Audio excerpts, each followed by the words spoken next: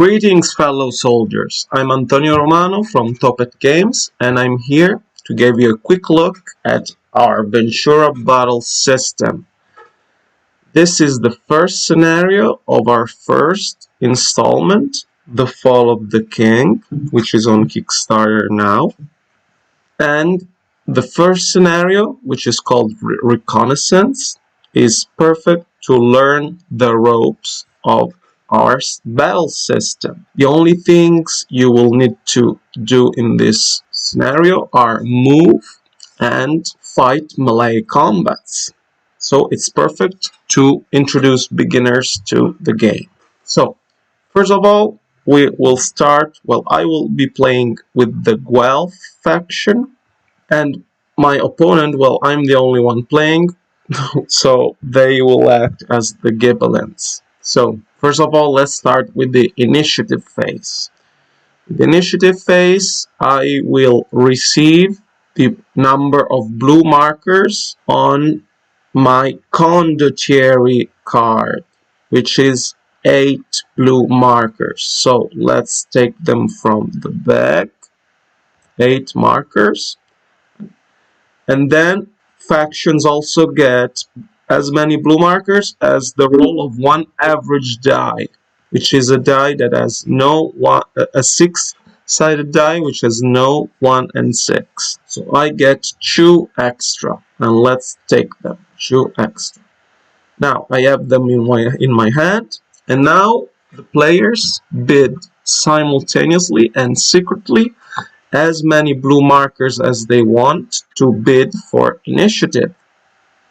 So I decide to bid this many. Let's see. So it will be 8 blue markers, and I place the rest 2 on my Condottiere card. We will use them to, you can use them, I probably won't. We'll see, to make our soldiers perform actions. So now let's see how many my Ghibelline opponent offered. He offered 7, so I win initiative. So winning initiative, I take the initiative token. See, it has a bunny for ancient miniature lore. Miniatures you can find on medieval manuscripts. So I take the initiative token and 1 extra blue marker, and I put it on my dashboard. Now let's decide what to do. What should I have my soldiers do? Since the only tactical objective of the first scenario is being able to garrison the crossroad here, this crossroad, I decide to make my soldiers move closer. So let's start with this group of soldiers, which a group of soldiers is 2 or more soldiers in contact with each other, and they correspond to a pile of cards. As you can see, here we have 2 cards. So to move them, to have them perform an action, this is the activation phase, so I rotate them, and then I spend 1 blue marker. And now I can move them. In the physical game, you would have a ruler to help you move the tiles. Here on tabletop, we will do like this. First of all, let's see the run value, because I will have them run. Run is a long action. You can also take 2 short actions or 1 long action during each activation. So I will have them run, which is the value here on the right. So 11 segments. 1 segment is basically an inch. So let's have them move 11 inches. So I take them, and then let's measure 11. 11. Okay, to move the second one, you don't need to measure again. You just move the other soldier in contact with the other. So you choose to measure from one, and then you take the other and put it in contact. Okay, so this activation is complete. Now let's move this other group, Lambertino Lambertini. So now let's rotate, use a marker, and same thing. He has 11, so let's take and measure 11. And the other, I just moved in contact with the other. Now, the last group is, well, it's not a group, it's a formation. A formation is a group of soldiers of the same type, and here they are all milites, meaning mounted soldiers, and they need to be on the same terrain, and here they are all on the road, and they need to have a commander. Here Filippo degli Ugoni is a condottiere, so this is a formation. A formation enjoys certain benefits, so to perform an action they take one from the dashboard, and then they need 2 extra markers from the commander cards. So I will use these 2 cubes to have them run as well. They run according to the movement value of the topmost card, which informations is their commander, so they move 10. So I will have them run as I did before, 10, and then like, and now for something completely different. Okay, now let's take a look at a couple of melee combats from an actual game we played some days ago. Now, let's see. Here, the Guelphs want to attack the Ghibelline Condottiere. So, they perform a long action attack. They move in contact with the captain, and they will be fighting a melee combat 2 against 1. So now they will roll as many dice as the total on their card, that number below the sword icon. This is not their card, but you can see here the icon. In this case, this Cremonese ally would need to roll 2 dice, plus, as he has a knight spear equipped, he will be rolling plus 2 dice in the first turn of melee. But the one attacked here is actually Trinca della Cella, who is a constable acting as captain. He also has a knight spear, so he will be rolling 2 plus 2 dice, while the Guelphs have 3 dice each, so they will be rolling 6 dice. So now let's see how that works out for them.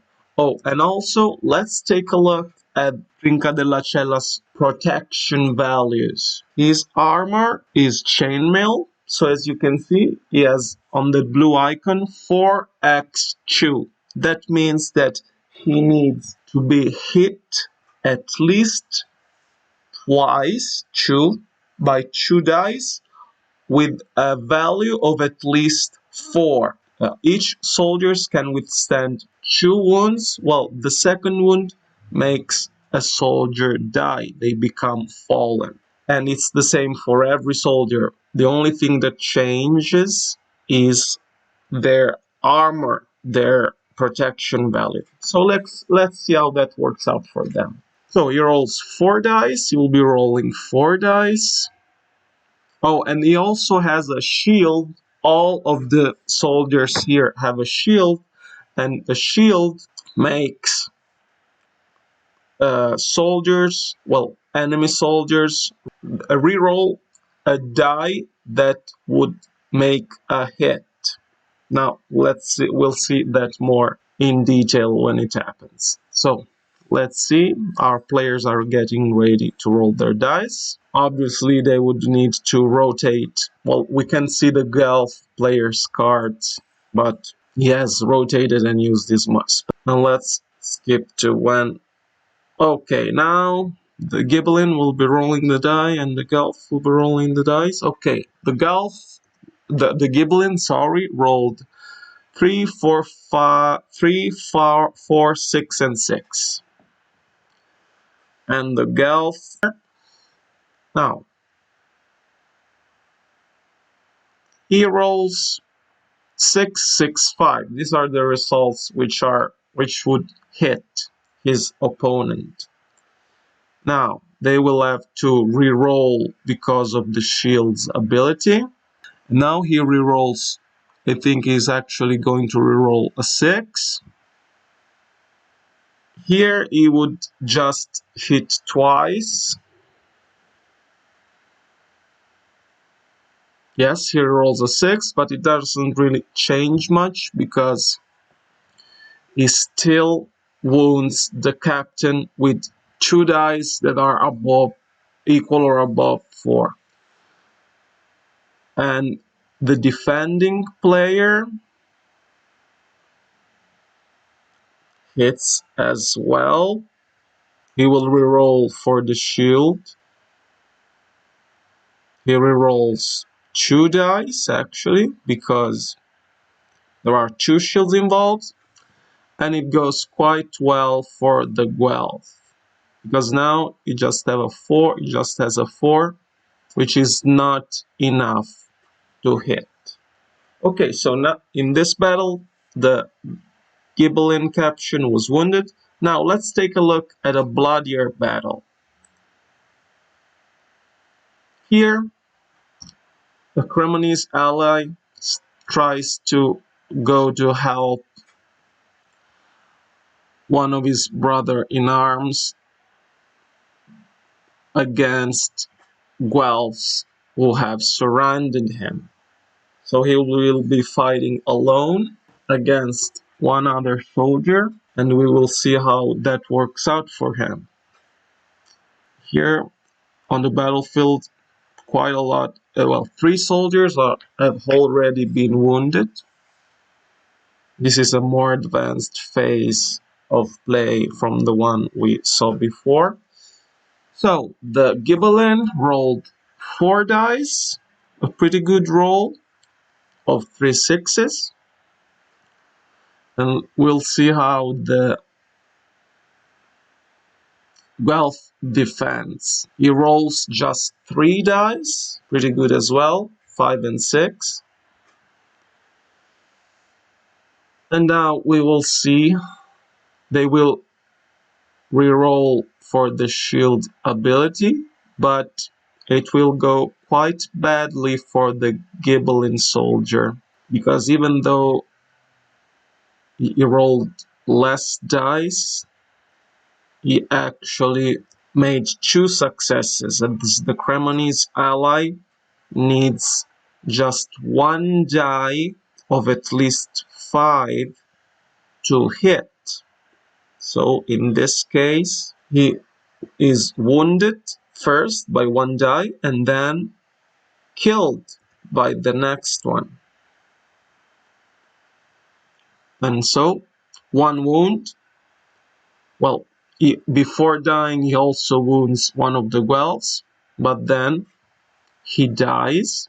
Second wound marker, red indicator, and then is then converted to a black marker.